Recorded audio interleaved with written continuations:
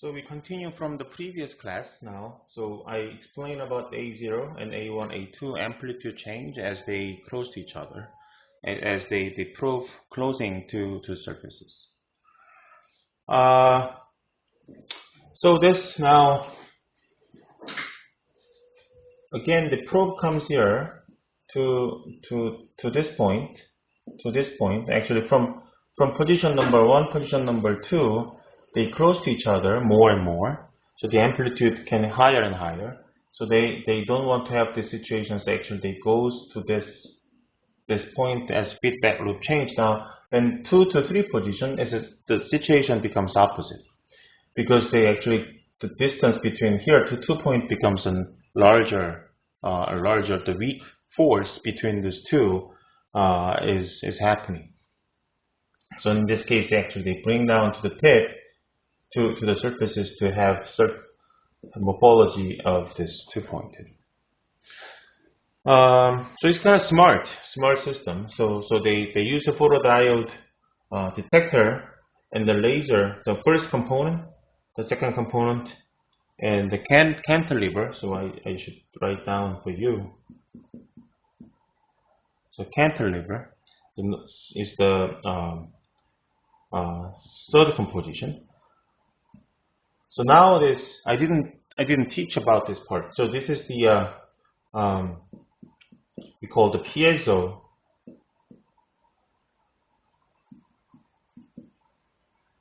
piezoelectric crystal. So it's piezoelectric. Probably you never heard of this term. So it's simple. There is a crystals that say, I will draw like this for very simple structures. Basically, you can imagine this is crystal with stone.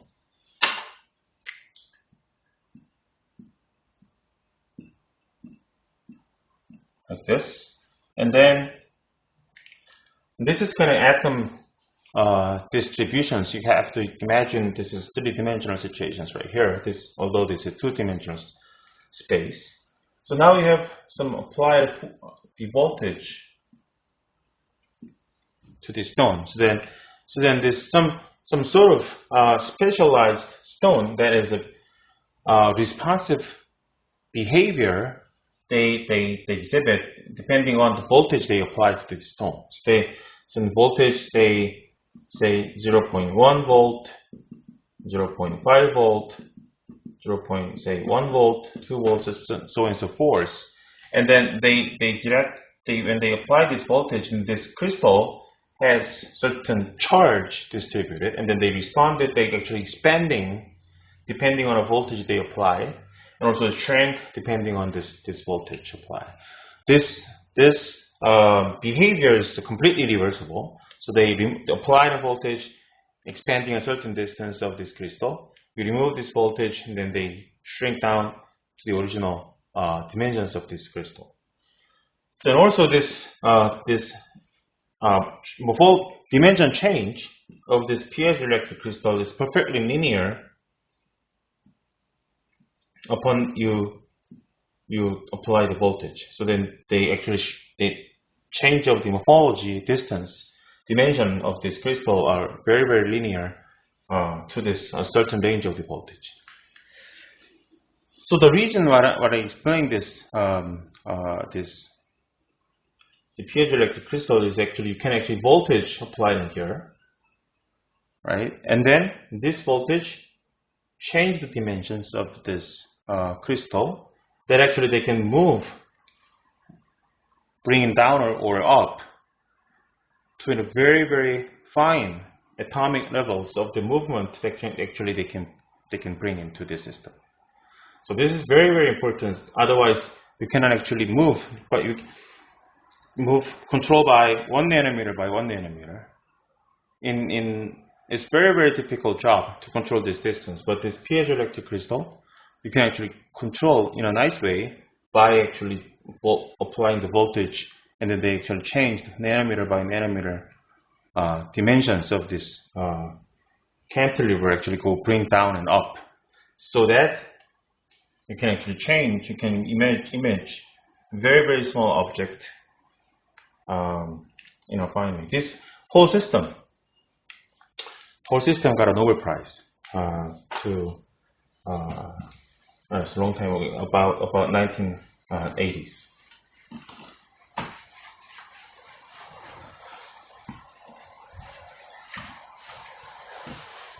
So this is so far. We talk about non-contact mode, and then we talk about now the contact mode, which is, I guess, simpler to explain, I should say.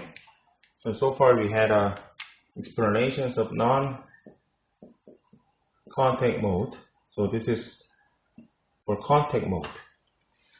So contact mode is very simple because now, say you have the same object, and then you got a cantilever. So there is no operation, no vibrations. So the first, no vibration of resonance frequency.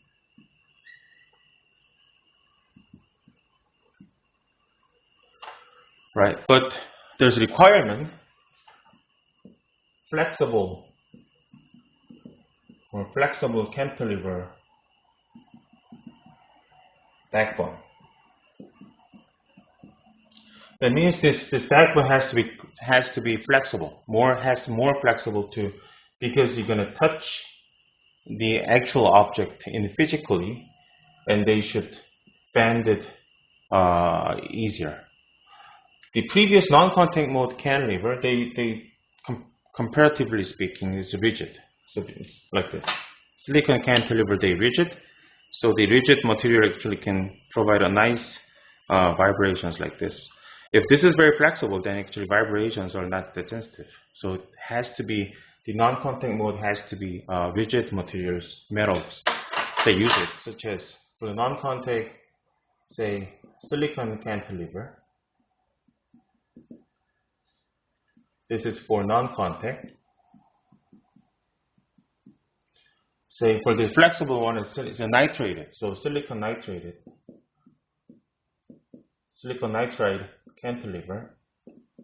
This is for contact mode. So this is the physics is simpler even the previous one is rather complicated, but this one is like a Fuchs law. The Fuchs law is as you K and X. Also you learned this about in general physics. This is Fuchs law, which means that this is called the spring constant.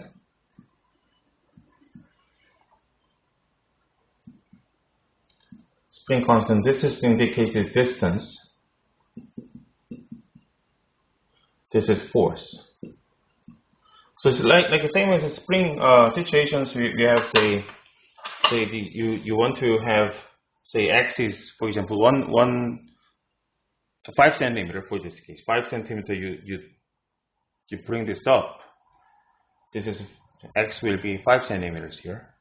But you don't know the spring constant of these materials, right? So then, but you have the force. If you know the force of these materials, you bring up 5 centimeters is up, then this spring constant is unique, specific the value for this material. This is Fuchs law. So explaining all the spring materials and any vibrating materials like this. So it's the same. And then if this is cantilever is very flexible, such as silicon nitride materials, you use it, then how to image, then you have to imagine the situations which this probe is actually moving constantly x and y. So they touch, but you don't know the touch, actually touch or not, so that you actually need the laser and then deflect it, and then you've got a same detectors of the position sensitive photodiode detectors here, right? So now how they know the touch, actually physical touch of this cantilever, then you actually you move this piezoelectric crystal a little bit, goes down a little bit more.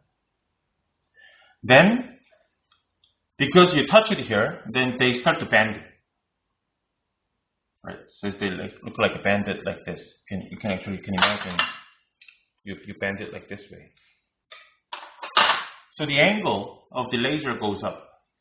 Then start from here, the 0 point, for example. Initially 0 point when they didn't touch anything. Does it go down and go down and go down? And then eventually they touch, then they start to bend it like this negative way. And then because of that, the laser pointer goes up. So now the AFM machine knows that, oh, this cantilever actually touched the surface.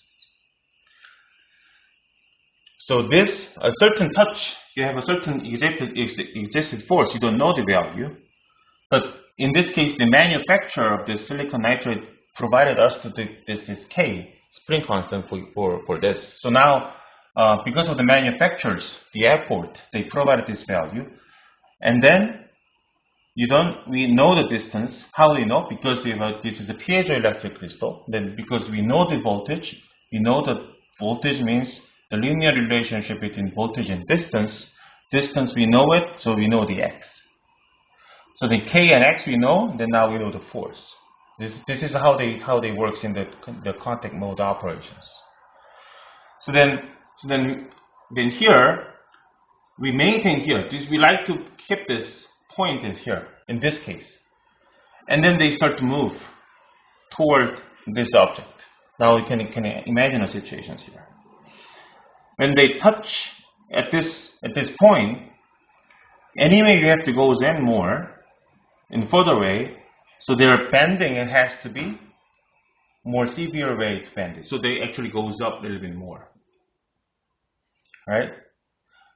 Then similar to the non-contact mode previously, so they want this laser point actually doesn't want to have this here. They actually go keep this at a constant point and right here.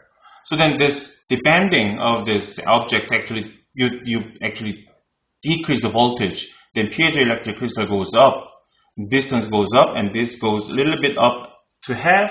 The deflection point goes down, and this point goes down to keep this constant. This is how this feedback loop goes in here. So then when this move a little bit more this way, this mountain goes here, and then bend it a little bit further. Bending further, that goes a little bit point up because of the bending distance. Bending angle is different. Then this lift a little bit more up, then the angle goes down to keep this point. So that is repeating this part when they move actually goes back and forth into the system. So now at this point they bend it here, and then they goes a little bit more, and then because they have a bend it like this situations, bend it like this, and then suddenly there's no object, bending becomes a lesser. Then in this case this is constant, then goes, because the angle is a little bit more flat, goes down because of the laser goes deflection angle. In this case, in operating object, they're different. So then this voltage increased, distance goes up, then it brings down, goes a little bit different. Bring this whole system goes down to touch a little bit, put a little bit more, and this deflection goes up to maintain this. The point is actually this whole system when they move in back and forth, the laser point goes keep the same point. This is how they works. So this is contact mode operation. So then the disadvantage when they deform, the object can be deformed. Then you cannot get a true image. So this is really bad situations here. So this case may be suitable for some metallic image, metallic object, or a little bit. If there's a biomolecules, then it has to be rigid, like extracellular matrix or a little bit different rigid materials that can be suitable for this imaging operations. But this contact mode providing a little bit the fascinating the action mode. I'll explain like here. And this is really have to think a little bit out of the box. So now you have, say, if this is a protein, right? If this protein has a three-dimensional folding like this, in each individual amino acid linked to each other. So this is kind of chain, but chain is collapsed to each other. This is a protein. So in this contact mode, when they touch this probe and touch this molecule, instead of moving X and Y, they actually move Z directions. So again, instead of X and Y, they actually move the Z directions.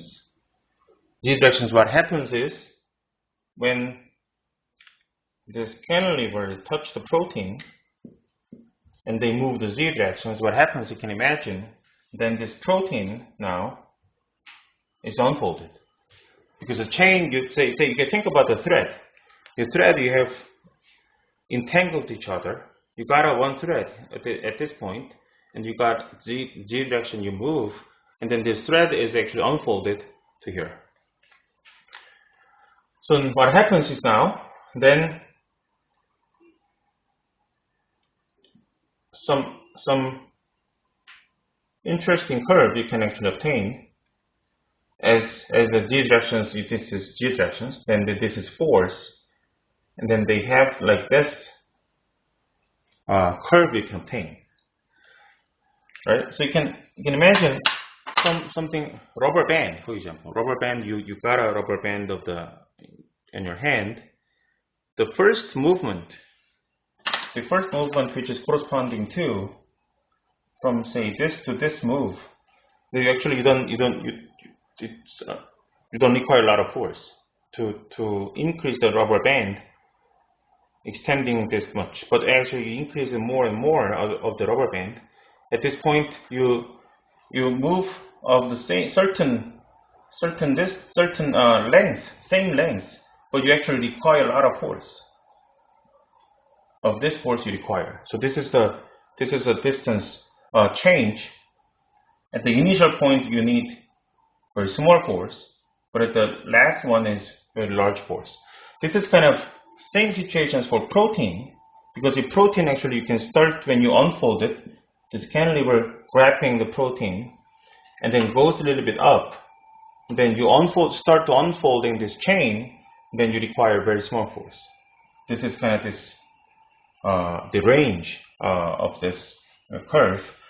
When they pretty much a little bit unfolded everything, say proteins are unfolded because of the cantilever actually moving this case in Z directions now here. And now here, from here to here, for example, you can imagine only you move only this distance. This protein is already unfolded too much. Then you have a lot of force requiring to move from here to here distance. But initially again, that when you move from here to here distance, same distance, but you actually nearly negligible force you can actually detect it here. So then this curve, depending on this curve, this is kind of unique to protein. So the gelatin, fibronectins or collagens and proteins, depending on protein, even DNAs, and they have a characteristic force curve you can actually see by this technique. Another way, you can actually push down. This is a pulling mode. You can actually pulling these molecules is up. Actually, you can, in an operating, and the opposite, you can actually push this object, such as protein. Then actually you can see the same curve as you push it more and more. Initially, you can push it a little bit easier, but later on, you can push it a very difficult way. Same curve, so you can have a stiffness. You can actually have the value, very special value of stiffness of the protein. The pulling value of the protein, stiffness of the protein, how long they are, and then how short they are. So a lot of informations of the AFM operation you can actually learn from this. So this is a kind of unique system that this AFM can provide it to you.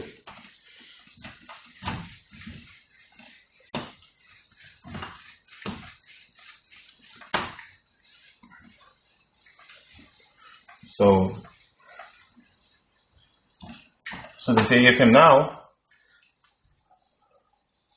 maybe I can give you a little bit different mode, such as say I'll have situations I'll draw like this way.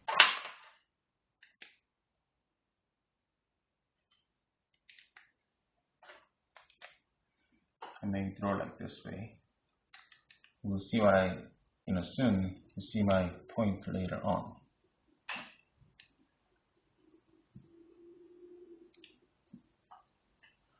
Now, this surface has materials A, B, A, B, A, B. And the surface, this height change, no height change, it's flat. That means it's perfectly flat.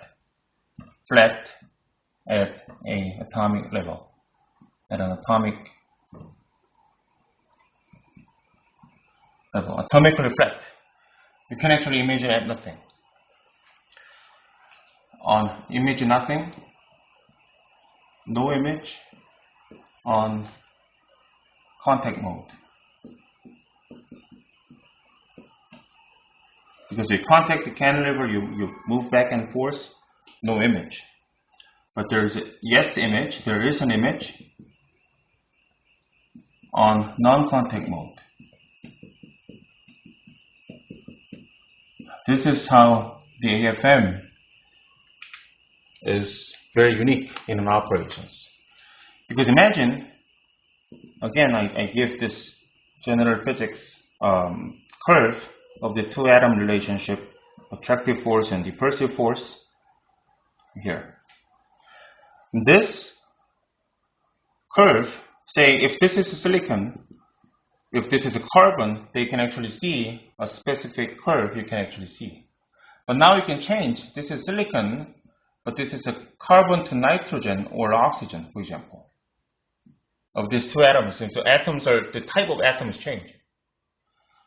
Then this curve shape is same, but maybe different. Different in terms of, say, a little bit different. For the nitrogen, or a little bit different from the oxygen, right? So that is, the curve is shape is overall morphology is the same, but there is a distance and the attractive force magnitude is depending on what the silicon means is AFM cantilever materials. But now you forcing two and interacting two is to nitrogen or nitrogen oxygen back to the carbon. So if this is a carbon, say nitrogen or oxygen, you change it perfectly flat, no image on a contact mode. So now you're vibrating here. So now you're vibrating here like this, like this, a vibrating mode. You're now operating in this area. You're now operating in this area. But you change from this materials to this materials, but you can have, say, distance should be the same, right? Because distance, you're vibrating here, the same distance. But this distance, this is D, and this is a force. D is the same distance, but the force is actually, attractive force is different, right? So that's why you have a vibrations of the attractive force is different. Now the photodiode detector is amplitude A, and amplitude B is higher amplitude A and back to the normal. So now this non-contact mode operation in AFM, you actually distinguish the type of the materials A and B, even if they have no image height difference in this situation. This is non-contact mode, very special. In any other technique, actually doesn't achieve this type of the material distinguish of the say. This is kind of useful. So you have a long time ago, we have, say, the storage devices, like magnetic storage devices. Now you have flash drive. You don't use the old one to scanning magnetic disk now. So this is the point, the magnetic or non-magnetic, magnetic, non-magnetic mode. And then AFM cantilever has a chromium, cobalt, I should say, cobalt coating on top of the silicon. Then they have a magnetic force. magnetically active. So now this magnetic area or non-magnetic area, this vibration is different. So that's why this magnitude, because of the force between this magnetic probe and the magnetic surface or non-magnetic surface is different. So the amplitude also vibrations changes so that they can actually pinpoint each storage devices. Actually they can image on this storage disk of the old time. So this technique is now very widely used for not only the biological the application, also the semiconductor application, many other different applications. Okay, so so this is the end of the AFM theory part. So the next one, the third one, which actually give you a real image, how they image, also what kind of samples you can use, or what kind of data you can see out of these operations. Okay, see you next time. Thank you very much.